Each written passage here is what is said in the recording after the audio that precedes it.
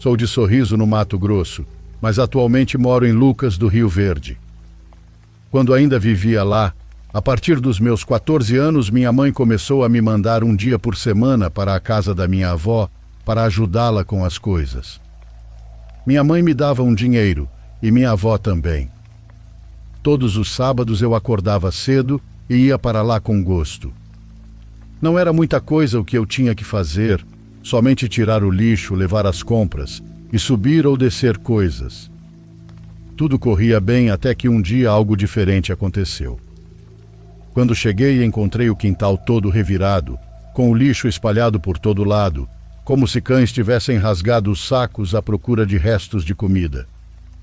Perguntei à minha avó o que tinha acontecido e ela me disse que estava muito assustada, porque na noite anterior ouviu barulhos de algo que havia entrado no quintal. Disse que ouviu os latões sendo jogados e depois o barulho de algo se alimentando da sujeira. Fui até as bordas do quintal ver por onde essa coisa poderia ter passado.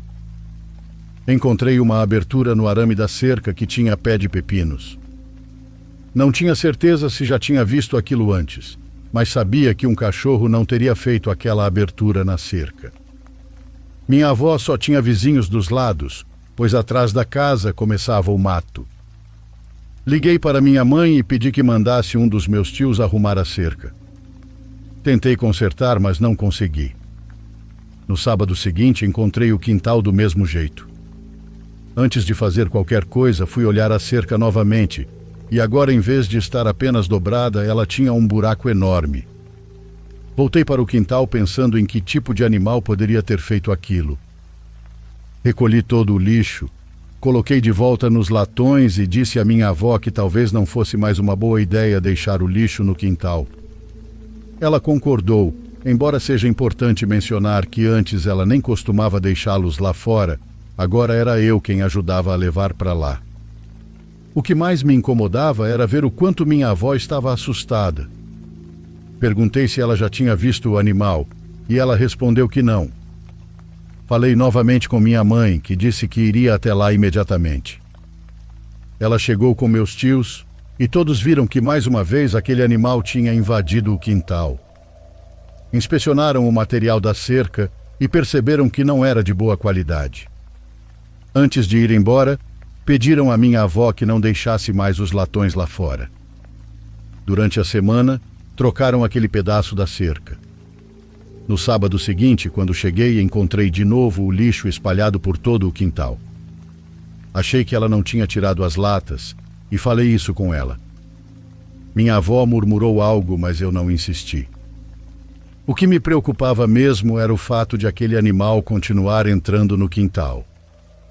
Fui verificar a cerca e ela estava intacta. Liguei para minha mãe para contar que o cachorro, como eles chamavam, havia voltado para comer o lixo, mas que dessa vez nem sequer tocou na cerca. Ofereci-me para passar a noite lá, para tentar resolver o problema. Minha mãe pediu que eu tivesse cuidado, que o bicho podia me morder, me atacar ou até ter raiva. Minha intenção, porém, não era enfrentá-lo. Eu só queria ver o que era. E mais importante, pretendia dar a ele uma refeição especial. Encontrei o que precisava na geladeira da minha avó, pimenta do mato em conserva. Tirei da geladeira um pedaço de carne que separei especialmente para aquela coisa. Por volta das 9 da noite, a rua, o quintal e o mato escuro atrás da casa ficou em silêncio. Ficamos esperando embaixo, jantando, conversando e ajeitando as coisas. À 1 da manhã, acompanhei minha avó até o quarto para ela se deitar. Ela disse que ia ficar acordada mais um pouco, mas pedi que dormisse tranquila, sem se preocupar. Ela insistiu para que eu tivesse cuidado, que não saísse e não abrisse a porta por nada. Hoje eu penso que o fato dela me deixar ficar sozinho embaixo significa que ela nunca tinha visto a criatura e nem sabia o que era aquilo. Por volta das 3 da manhã, eu estava quase dormindo quando ouvi a cerca se sacudindo. O barulho me fez pensar que aquilo era algo grande, pesado, capaz de escalar. Fui até a cozinha para olhar pela janela, mas o ângulo e a escuridão não deixaram ver muito. O pouco que percebi foi que aquela coisa tinha muitas patas. Assustado, corri até a porta para verificar se estava bem trancada. Sei que um cachorro não teria me causado tanto medo, pelo menos não tanto quanto o que eu achava ter visto. De repente, ouvi arranhões na porta. Comecei a suar frio. Logo em seguida, veio o som dos latões sendo arrastados. A criatura espalhava o lixo pelo quintal, até que encontrou o pedaço de carne e linguiça que eu havia deixado. Ouvi o som das mordidas no osso.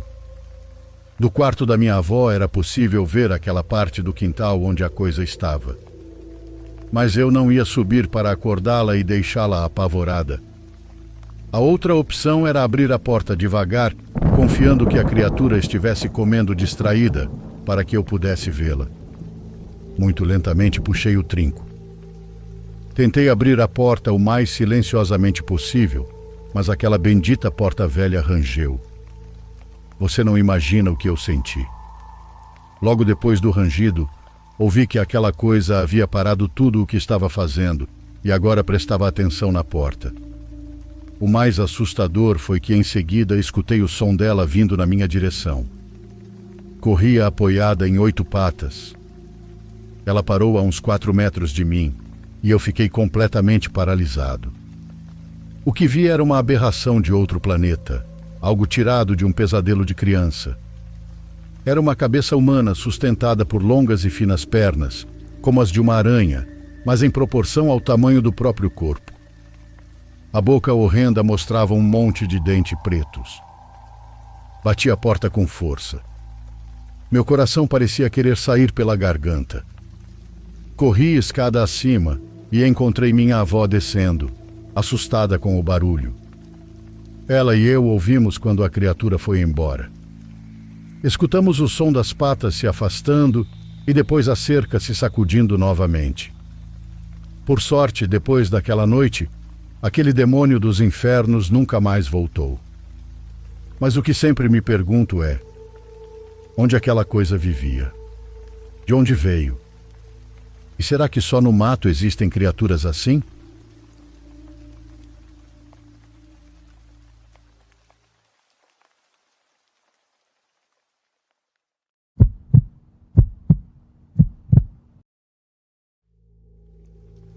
Por alguma razão, eu nunca tinha pensado em postar minha história aqui.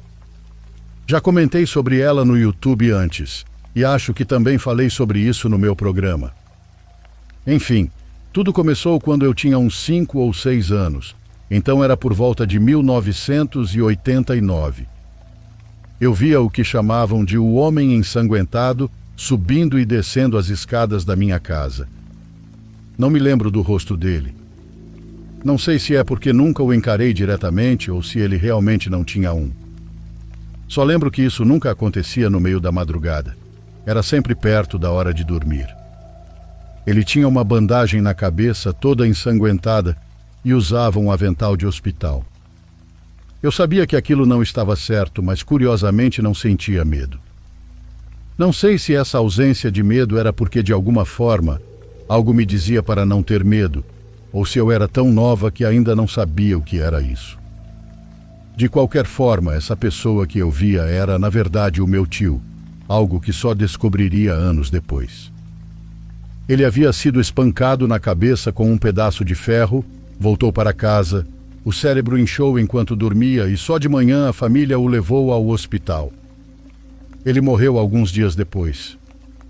Isso aconteceu em agosto de 82. Eu nasci em dezembro de 1983.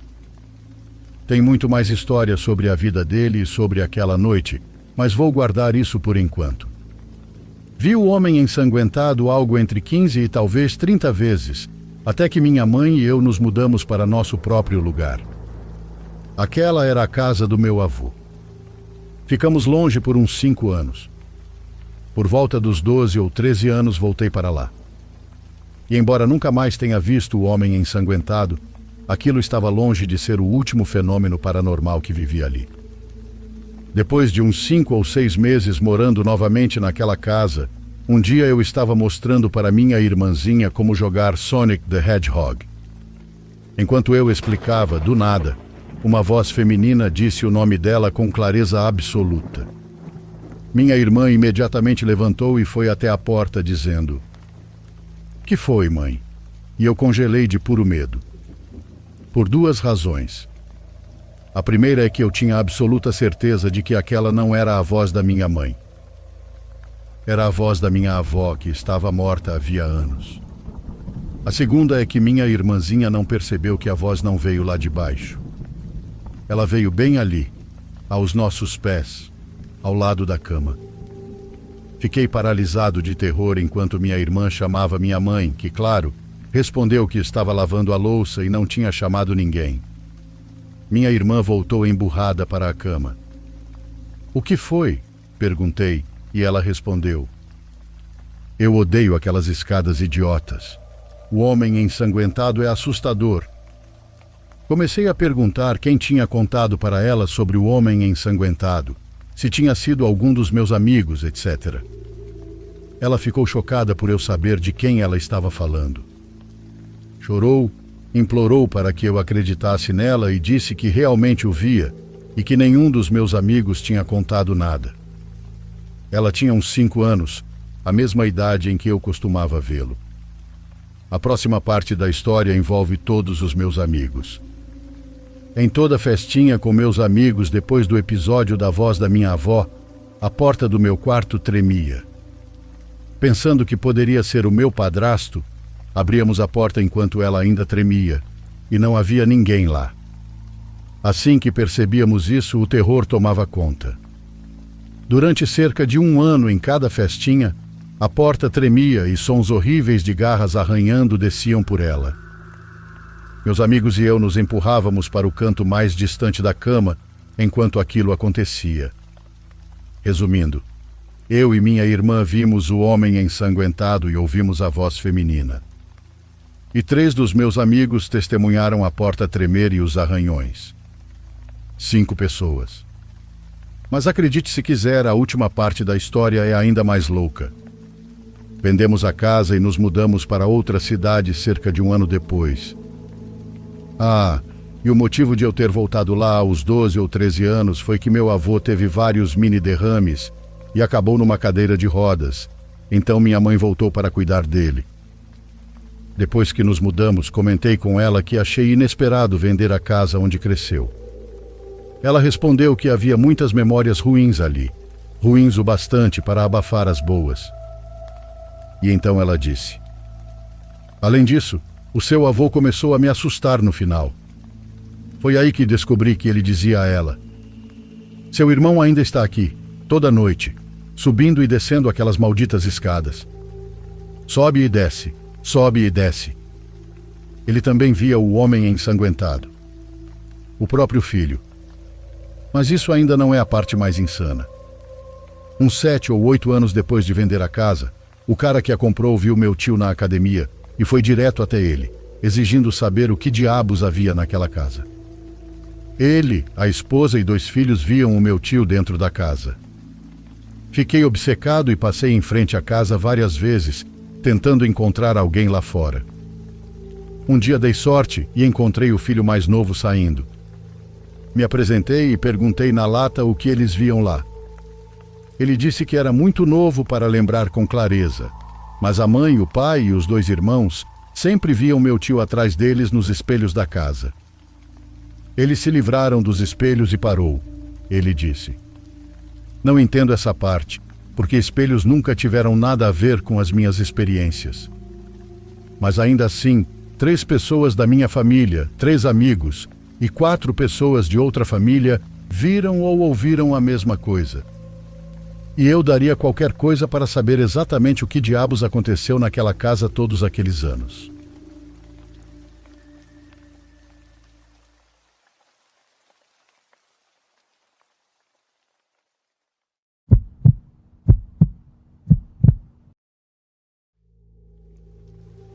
Saudações a todos os amigos do canal. Meu nome é Damião Oliveira e há muitos anos trabalho para o município como gari. Comecei nesse ofício porque minha família era de poucos recursos e meus pais já não puderam me ajudar a continuar estudando. Parei na 5ª série do primário. Por um tempo não fiz nada, mas aos 12 anos comecei a procurar alguma forma de ganhar dinheiro para ajudar em casa. Tornei-me empacotador no mercado, carregava as bolsas das senhoras e elas me davam umas moedinhas. Depois um verdureiro me contratou para limpar sua barraca e foi aí que começou minha fabulosa carreira como varredor, pois foi a primeira vez que peguei em uma vassoura para ganhar uns trocados. Com o passar do tempo, outros vendedores começaram a me pedir ajuda para manter limpas suas áreas de venda, e quando percebi, já ia sozinho varrer e recolher o lixo de quem vendia verduras. Nem sei como o tempo passou. Quando completei 18 anos, quis fazer algo mais. Não queria ficar só como um simples varredor. O problema é que varrer era a única coisa que eu sabia fazer. Enquanto eu pensava em tentar ser ajudante geral ou carregador, acabaram pegando as vagas no mercado antes de mim. Então vi que na prefeitura estavam contratando pessoal e fui deixar meus documentos. Não pediam estudo, apenas o básico do básico. Deixei minhas informações e, claro, acabei ficando no setor de garis. Foi assim que comecei a trabalhar com todos os direitos. Salário fixo, seguro, férias e 13º. Era um cargo simples desses que muita gente tem vergonha, mas eu não. Sentia orgulho, porque havia encontrado uma oportunidade que jamais pensei que teria. Mais adiante, descobri que os varredores do turno noturno ganhavam um pouco mais e fiz de tudo para ser transferido. Consegui e foi nesse turno que vivi a experiência que jamais esqueci. Lembro que era agosto e por todos os lados havia lixo das festas. Eram cerca de 3 da manhã. Eu estava varrendo uma rua chamada Miguel Bravo, quando vi algumas bolsas pretas jogadas na calçada. Pensei, gente porca, tão fácil colocar o lixo no container para o caminhão levar.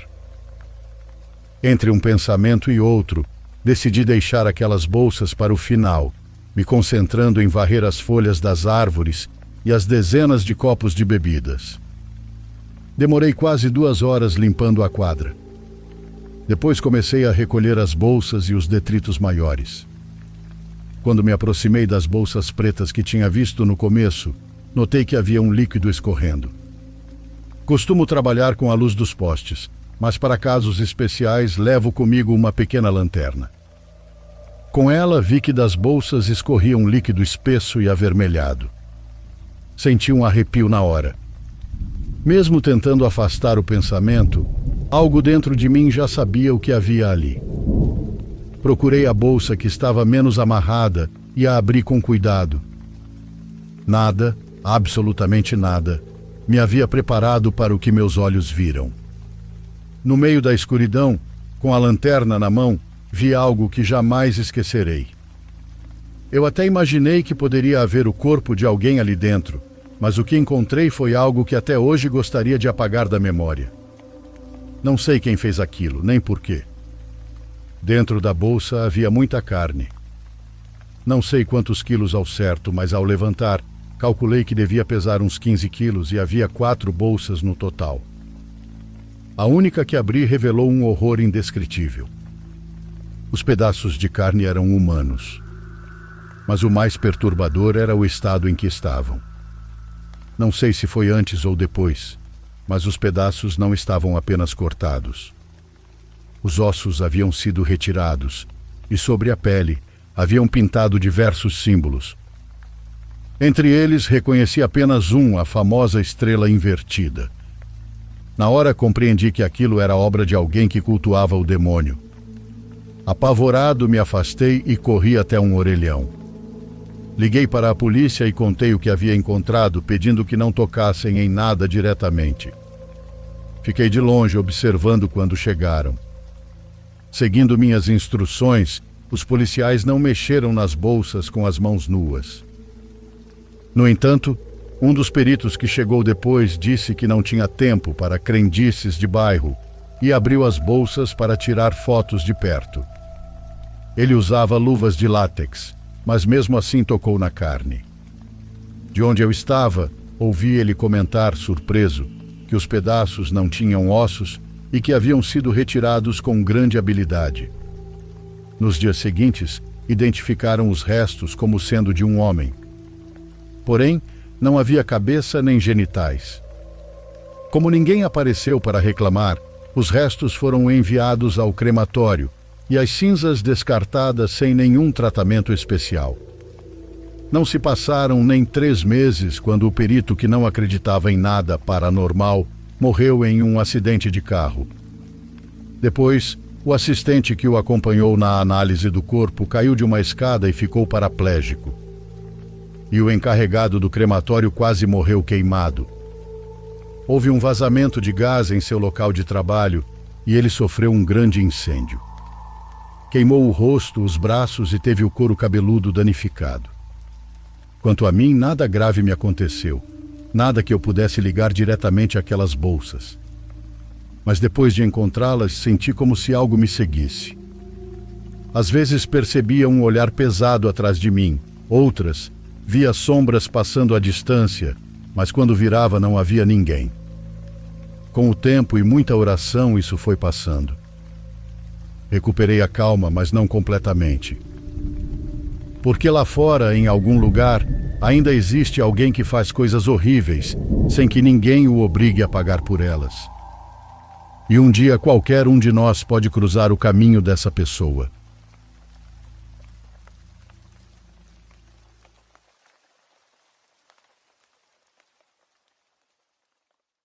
Por favor, curta e se inscreva se você estiver gostando.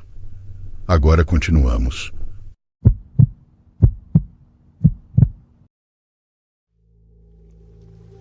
Isso aconteceu quando eu tinha só 12 anos. Era dia das bruxas e minha família estava hospedada em um pequeno resort familiar, a cerca de 1 hora de onde morávamos. Meus pais queriam fazer algo diferente naquele ano, em vez de apenas andar pelo bairro pedindo doces. O resort estava promovendo uma celebração de Halloween naquele fim de semana, com várias atividades, jogos e até um passeio de carroça. Não era um lugar grande, tinha talvez umas 10 cabanas, um salão principal, um pequeno lago e um campo aberto onde montavam o percurso da carroça e os jogos. Era cercado por floresta em todos os lados. Durante o dia o lugar parecia comum, até meio pacífico, mas quando escurecia as árvores pareciam pretas e o resort ficava silencioso demais. Fizemos o check-in no início da tarde. Lembro de ter entrado na cabana e sentido uma mistura de empolgação e curiosidade, com o cheiro de fumaça de fogueira e maçãs carameladas no ar. Crianças corriam por todo lado, fantasiadas, mesmo antes de anoitecer.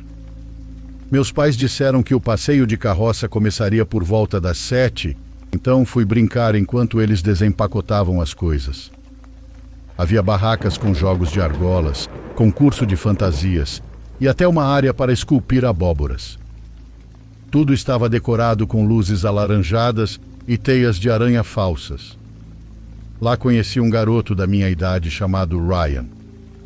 Ele usava uma fantasia de esqueleto e disse que estava hospedado na cabana ao lado da nossa. Jogamos juntos e ganhamos bastante doce. Quando foi se aproximando das 7, vimos um grupo de famílias indo para a área do passeio. O trator que puxava a carroça estava estacionado perto de um celeiro e dentro dele havia fardos de feno alinhados para o pessoal sentar. Devia ter 20 pessoas no total. O motorista usava uma máscara de espantalho e funcionários vestidos de zumbis pulavam do meio das árvores para assustar os participantes. No começo tudo era divertido. Já estava escuro e o caminho de terra era iluminado por tochas. O trator andava devagar pela trilha e de vez em quando alguém fantasiado aparecia atrás de uma árvore ou corria ao lado da carroça. As pessoas gritavam, riam e se divertiam. Era um típico passeio de Halloween até a metade do trajeto. Passamos por uma parte da trilha mais escura que o resto. O trator diminuiu a velocidade e eu olhei para o lado em direção à borda da floresta. Foi quando vi um cara parado bem fora do alcance da luz das tochas. Ele não fazia parte da equipe. Percebi isso na hora. Não usava fantasia, nem parecia estar brincando. Vestia uma jaqueta preta, jeans e um boné abaixado sobre o rosto. Ele estava simplesmente parado, com as mãos nos bolsos. Por um momento achei que fosse algum funcionário em pausa, mas não. Ele só olhava. Em determinado momento, tive a impressão de que fizemos contato visual. Mesmo com o rosto encoberto pela sombra, senti que ele me encarava fixamente. Olhei em volta para ver se mais alguém tinha notado, mas ninguém parecia perceber. Quando voltei a olhar, ele ainda estava lá. Tentei ignorar e curtir o resto do passeio, mas aquilo não saía da minha cabeça. Quando a carroça chegou ao fim e todos desceram, olhei mais uma vez para a floresta. Ele havia sumido. Não comentei nada na hora, pois pensei que talvez tivesse imaginado. Voltamos ao salão principal, onde havia mais brincadeiras e comida. Meus pais se sentaram perto da fogueira e Ryan e eu continuamos pegando doces. Tudo parecia normal outra vez. Mais ou menos uma hora depois eu o vi de novo.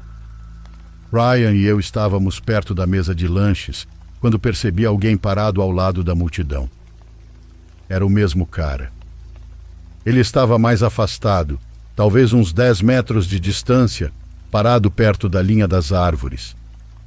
Havia bastante gente por ali, então era estranho alguém ficar sozinho daquele jeito.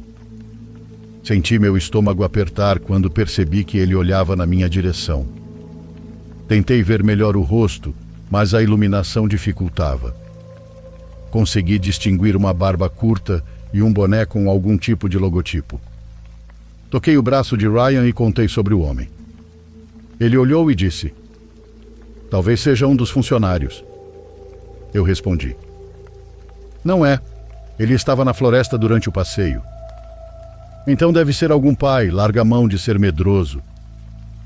Eu queria acreditar nisso, mas aquele cara não falava com ninguém.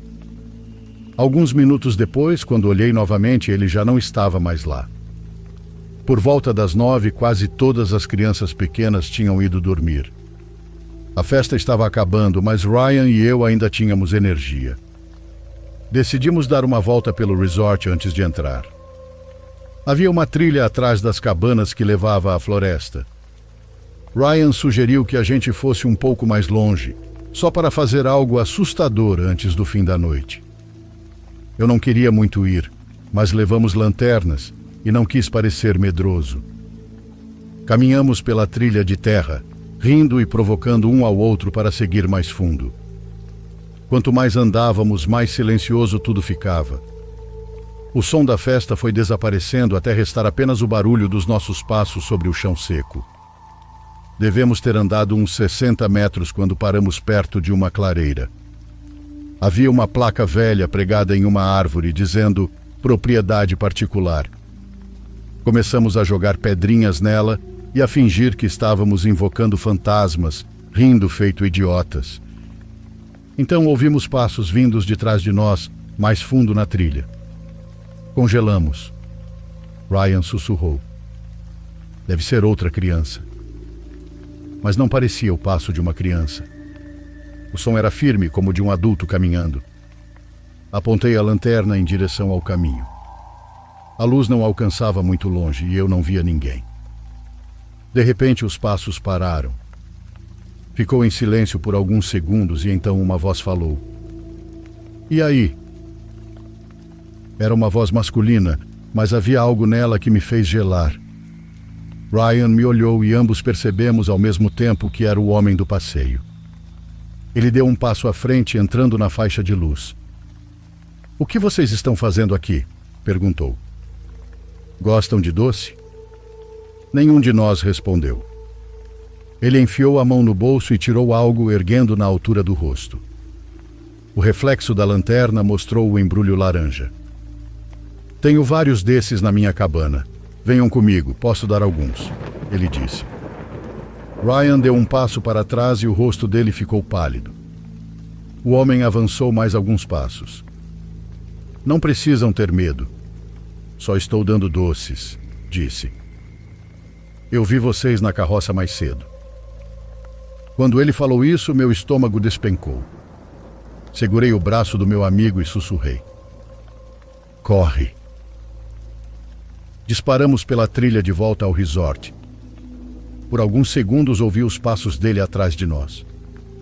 Meu coração batia tão forte que doía. A trilha parecia interminável.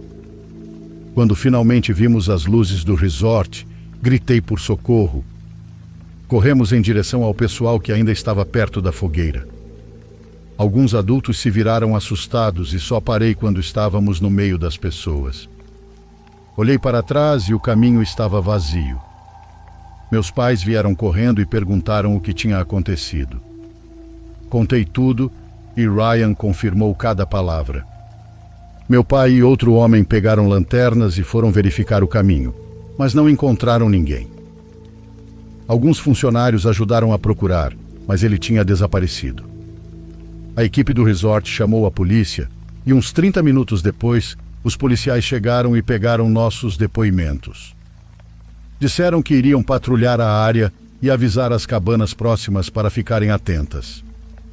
Naquela noite, meus pais não me deixaram sair de perto deles. Trancamos a porta e dormimos todos juntos na cabana, ou pelo menos tentamos, já que eu não consegui fechar os olhos por horas. Cada barulho lá fora me fazia pular da cama. Na manhã seguinte, a polícia voltou dizendo que havia revistado toda a propriedade, mas não encontraram ninguém com a descrição que demos. Nenhum carro havia sido reportado como desaparecido, e ninguém com aquele perfil tinha se hospedado lá. Provavelmente, disseram eles, que era apenas um invasor vindo de fora. Partimos mais tarde naquele dia. Olhei pela janela do carro enquanto passávamos pela floresta, meio esperando vê-lo parado lá outra vez. Durante semanas achei que o via em todo lugar, parado na beira da estrada, em frente a lojas, e até no estacionamento da escola. Mas sempre era outra pessoa, ou pelo menos eu espero que fosse. Ryan e eu ainda conversamos por um tempo depois. Ele me contou que não conseguiu dormir por dias. Nada mais aconteceu depois daquilo, e a polícia nunca ligou de novo. O homem nunca foi identificado ou encontrado. Hoje, já adulto, o que mais me assusta não é o que ele fez, mas o que ele poderia ter feito. Se tivéssemos acreditado nele, se tivéssemos dado um passo em sua direção em vez de correr, eu provavelmente não estaria aqui para contar essa história. E desde então, fiquei muito mais cuidadoso sobre as pessoas. A gente nunca sabe o que o semelhante está pensando em fazer.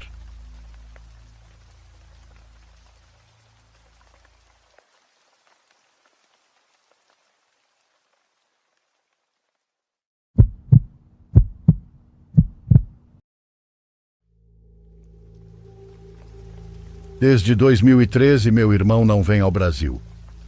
Ainda assim, a gente sempre fala bastante com ele por mensagens e chamadas. No ano passado, estávamos ouvindo relatos de terror quando, de repente, chegou uma ligação do Maurício. Ele nem terminou de perguntar o que estávamos fazendo e nós já tínhamos mandado no grupo da família o link do vídeo que estávamos ouvindo. Vou contar uma coisa que vai deixar vocês com muito medo, ele disse. Meu irmão trabalha na AAA, uma empresa de assistência veicular nos Estados Unidos. Ele dirige um caminhão grande, daqueles que rebocam veículos pesados como caminhões e carretas. Um ano atrás, o sistema o designou para rebocar um caminhão de lixo. Ele contou que foi meio complicado prender os ganchos e as correntes, e além disso, precisou levar o caminhão até um depósito de lixo nos arredores da cidade, a mais de 1 hora de distância. Estava irritado porque sabia que chegaria em casa muito tarde naquela noite. Os arredores do lixão eram completamente isolados, longe de qualquer área residencial. Praticamente no meio do nada. Dentro do depósito havia uma oficina onde faziam manutenção dos caminhões, e foi por isso que mandaram o veículo quebrado para lá. Maurício geralmente trabalha com um ajudante, mas naquele dia foi enviado sozinho. Precisou fazer quase tudo por conta própria. Quando terminou, antes de ir embora, percebeu que ainda faltavam algumas assinaturas nos documentos do serviço. Quem precisava assinar era o encarregado da oficina, mas ele não estava lá no momento. Ao que parece, os dois se cruzaram pelo caminho, porque o encarregado havia ido até o local onde o caminhão tinha quebrado para resolver os trâmites. Maurício então teve que esperar o homem voltar. Enquanto isso, sentou-se em um banco e ficou observando o pôr do sol sobre o morro de lixo. De repente ouviu ao longe um barulho forte, como se um portão de ferro tivesse sido arrebentado. No começo ele não deu muita importância, diferente dos funcionários que estavam ali por perto, que pararam o que estavam fazendo e ficaram atentos, como se soubessem do que se tratava. Maurício então viu um carro se aproximando. Era um Mercedes-Benz preto, parecendo dos anos 90. Por causa da distância e dos vidros escuros, ele não conseguiu ver quem estava dentro. O carro passou a uns 50 metros da oficina e seguiu em direção aos montes maiores de lixo, que ficavam um pouco mais afastados. Lá estacionou. Meu irmão percebeu que os funcionários estavam assustados. Perguntou o que estava acontecendo, mas ninguém respondeu. Repetiu a pergunta e sentiu como se as próprias palavras ecoassem de volta para ele. É um carro de luxo e entrou à força no depósito, disse para ele mesmo, tentando entender. Devem ter vindo se livrar de alguma coisa ou de alguém. Não é a primeira vez que isso acontece, disse um dos trabalhadores. Esse carro entra e nunca sai. Fica ali uns 30 minutos, depois avança um pouco e desaparece antes de chegar ao fundo. Então é um carro fantasma? Maurício perguntou rindo. Ninguém respondeu. Ele insistiu. Ninguém quer ir ver? Uma das secretárias fez o sinal da cruz e o motorista do caminhão que ele havia rebocado se ofereceu para ir com ele. Esse homem não trabalhava ali, então não sabia nada sobre o tal carro. Ninguém os impediu, mas também ninguém quis acompanhá-los. Foram caminhando em direção aos montes de lixo, enquanto o céu escurecia. Foram com cuidado, tentando chegar antes que o carro desaparecesse, como haviam dito. Logo chegaram. Desde que começaram a caminhar, não viram ninguém sair do carro, nenhuma porta se abrindo e nenhuma luz piscando. O veículo permanecia ali parado, com o motor ligado e os faróis acesos. Eles o rodearam, tentando procurar qualquer coisa que explicasse. Mas não havia som algum, nem vozes, nem movimento. O motorista do caminhão bateu na janela do lado do motorista e nada. Bateu de novo, mais forte. Maurício se aproximou e colocou as mãos nas laterais do rosto, tentando ver melhor através do vidro. Foi aí que percebeu que os vidros estavam muito quentes. E dentro do carro não havia ninguém. Nem no banco da frente, nem no de trás. O outro homem puxou a maçaneta e percebeu que a porta estava destravada. Abriu e uma onda de ar escaldante escapou do interior. Parecia que havia algo lá dentro emanando um calor quase igual de uma churrasqueira. Eles não tiveram muito tempo para reagir. De repente, a porta se fechou sozinha e o carro arrancou. Avançou em direção ao fundo do lixão e então desapareceu. Mas não foi como se tivesse se desintegrado no ar. O carro entrou em uma espécie de buraco no morro de lixo. Apavorados, os dois voltaram correndo para contar o que tinham acabado de ver. Quando o encarregado finalmente chegou, todos os funcionários estavam reunidos comentando o ocorrido. Até aquele dia, eles acreditavam que o carro apenas se desvanecia no ar. Agora sabiam que havia de fato uma entrada entre os montes de lixo. Maurício teve que ir embora, ainda sem rumo pelo que presenciou. Gostaria de ficar mais, mas precisava entregar o caminhão de reboque e assinar sua saída. Horas depois, já em casa, enquanto jantava, ele contou tudo à minha cunhada. Quando mencionou o calor dentro do carro, ela o interrompeu. Era um Mercedes-Benz antigo? Maurício confirmou. Elizabeth trabalha em uma seguradora. e contou que há menos de 2 semanas um colega de trabalho dela havia passado por algo parecido. Ele atendeu a um chamado sobre um acidente de trânsito causado por um Mercedes dos anos 90. Os carros antigos eram feitos de materiais mais resistentes, mas, segundo Elizabeth, isso não explicava o que aconteceu. Quando o veículo foi inspecionado, não tinha um único arranhão. O colega dela relatou que, ao chegar ao local, o motorista do outro carro nunca saiu do veículo. Na verdade, ninguém nunca o viu. O Mercedes permaneceu parado a poucos metros dali. O ajustador, curioso, bateu no vidro e sentiu o mesmo calor sufocante. Abriu a porta e uma nuvem de ar ardente escapou de dentro. Tremendo, ele contou depois que acreditava ter tido um encontro com o próprio diabo, mas que não conseguiu vê-lo com os próprios olhos. Logo depois, a porta se fechou sozinha e o carro arrancou em alta velocidade. Uma viatura policial tentou segui-lo, mas pouco depois o Mercedes desapareceu. Hoje sabemos que ele estava indo na direção do depósito de lixo. Meu irmão sempre menciona essa história como sendo a coisa mais doida que já presenciou na vida. E eu não tiro a razão dele.